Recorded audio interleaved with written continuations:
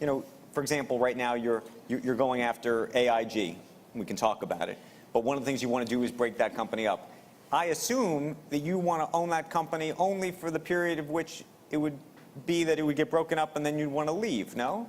Not necessarily, sometimes, a lot of times. But you talk about activist lists, let's go for the first one. I still own it, 31 years, ACF. Well, let me tell you a little story about ACF. I don't mind, you can listen a few minutes, have your drinks a few minutes later for something, but I'll tell you the fast little story here. So I was a kid, 31 years ago compared to today, and I see this ACF, and I'm a workaholic, and I keep working on companies. I see this company sells for $30. And I'm looking at the rail cars they own, and I look at all the stuff that they got. They don't make any money. And I look at I'm an old Graham and Dodd guy. I still am. And you look and say, this is so cheap. So I take all the money. By that time, I had a fair amount of money. I mean, nothing like today, I guess, but enough to, put in $400 or $500 million or borrow it or whatever I did. And I bought a lot of the stock. So now we're going in and we're saying, this is so cheap. It's $30, and they got all these assets. They're not making any money, but what the hell? So I finally get control of the company. I get the company, and now I go in, and I'm a good math guy. I don't believe in micromanaging. So I meet the CEO, and he said, "Oh, Mr. Icahn, we'd love to have you." I mean, after a bit of fight, we still love to have you aboard. Boom, boom, boom. I said, "Great, let's be friends."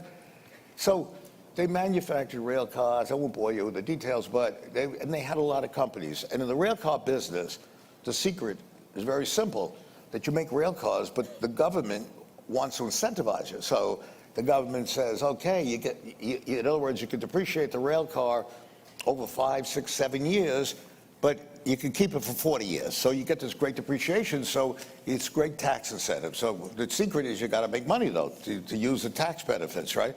So these guys kept buying companies, and every company they bought, they lost money. So that's what was the real problem. So now I go, and they got 12 floors on 3rd Avenue, when real estate was pretty good. I was the early 80s. And I say, okay, you're the guys that lease the rail cars. You're the guys that do all the darn work. And that's a true story, and it's sort of amazing, but it still applies a lot to today, maybe not as much. Well, pretty much as much. You're gonna listen to this, and it's hard to believe, I know. So I go in, and I'm a good math guy, I was a good numbers guy, I was a good poker player, I'm gonna go understand what they do. So they said, Mr. Icahn, go to the 12th floor. We go to the 12th floor, and I write a yellow pad, and they try and explain it, blah, blah, blah, and you do this. And these guys do this, these guys do that. I go to the 7th floor, new guy. Spend the whole day, go home, take a look at my yellow pad. I can't figure out what the hell they do. So I go back the next day, and the 7th floor, 9th floor, 8th floor, boom, boom, boom, and I say, I'm not an idiot. I can't figure out what the hell they do. It's like razzle-dazzle. This guy does that. And I start asking, well, what do you need him to do that? Oh, this is very arcane stuff. You're not going to understand it. I say, okay, fine. So finally I say to him, I'm going to St. Louis. I want to see the guy who's the COO. I want to see the guy that manages the stuff, that makes the rail cars. Don't go, Mr. Icahn, don't go. So I say, well, why shouldn't I go? He said, they're scared of you. I said, what do you mean scared? What did I do? He said, nah, they depend on us. They depend on us. And we tell them what to do, and they're very worried that you might do something with us. I said, well, I'm not threatening to do anything, but I'd like to see him. But don't go. So I go back, 8th floor, 9th floor, 7th floor, boom, boom, boom, boom, go back home, can't figure out what the hell's going on. So I said, screw these guys. So I called the guy, his name is Joe, in St. Louis. I said, look, Joe, I want to come see you. Of course, Mr. Icahn, I'd love to see you. I said, do me a favor, don't tell the CEO I'm coming. I just want to come myself and talk to you, but don't get nervous about anything. He said, why should I be nervous? I said, you're right. This guy, Joe, is like a John Wayne character. He was a captain in the Marines, a tough guy. I was scared of him. And I'm sitting there looking at him, we're talking and we're laughing, and he's showing me stuff. I understand what he does. He does this or that, boom, boom, boom. So I said, I want to have a drink with you. So we go out and have a drink. And we're sitting there having a martini, the two of us. I said, Joe, I want to ask you something. I don't want you to think that I intend to do anything, because I don't want you to be nervous. He goes, why should I be nervous? I said, I just want to tell you, I wouldn't know how many of those guys in New York you need to support your operation here, because I honestly can't figure out what they do. And he says, I'll tell you what you should do. I'll tell you how many supports I need. I need minus 30. So I say, Joe, what the hell does that mean, minus 30? Because you don't have the balls to do what I'll tell you to do, just like that. I said, what's that? Get rid of all of them tomorrow. Get rid of all of them. and I'll need 30 people less that have to support them with the numbers that they don't need from me. So I go and I say, hey, it's unbelievable. I can't believe this. Now, today, I would have done it immediately, got rid of the whole bunch of 12 floors. But then I still was wondering, maybe this guy Joe's a little crazy. How could I get rid of 12 floors of people? So I figured, how do I do that? And meanwhile, I knew the guy who owned the building. And he said, Carl, I could use the lease if you get out. And I don't think these people do anything. I watch them. And I said, bullshit, he's a real estate guy. What the hell does he know? So I now go and I figure, what the hell do I do? So there's a consultant around. And, consultants are okay sometimes, not too often, but sometimes. But I brought these guys in, nice guys, Columbia University at those days, and they were the great leasing experts of the world. Leasing, they do this for all these companies.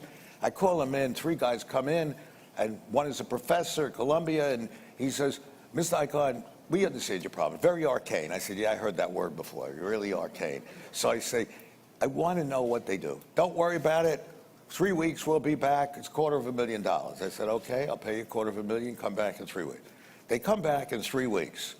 Now, this is sort of hard to believe, but it typifies America, but people don't believe it. Comes back in 3 weeks with book like this. Big book, boom, boom, boom, yellow graphs, red graphs, green graph. I say, hey, I ain't going to read this book. I said, and I'm colorblind anyway. So I say, all I want you to do, here's a yellow pad. I did very well in school. I'm a numbers guy. Tell me what they do. And I said, here's your $250,000. And I give it to him. And he looks at me, he smiles. He says, you know something? You've been square with us, Mr. Icahn. You seem like a good guy. So I'm going to tell you something. We don't know what they do either. I'm not joking. I am not joking. But here's the funniest thing. I mean, it's really sort of funny. I said, screw it. I called Joe up. He comes over. He said, great, do it. I gave him this severance. Nobody was mad. Got rid of the whole 12 floors. Sold the lease for $10 million. That was a lot then. And if you shut down a grocery store, let's say you bought a grocery store and shut it down, you'd hear from somebody. Somebody didn't get the apples right. The pears were rotten or something.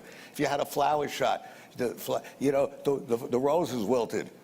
It was like out of a science fiction movie. It's like they never existed. I never got a letter. I never got anybody calling me. They left. It was like one of those bombs, that just hit the thing and kills all the people and the building stays. But I follow those principles a lot in what I do. There are very many companies where, and it's nobody's fault really, but it's just the CEO doesn't care. He's making a lot of money. And today, it's very dangerous because a lot of these mediocre companies are borrowing money. And they're borrowing money very cheaply. And that's what theoretically makes the earnings that I think are very questionable.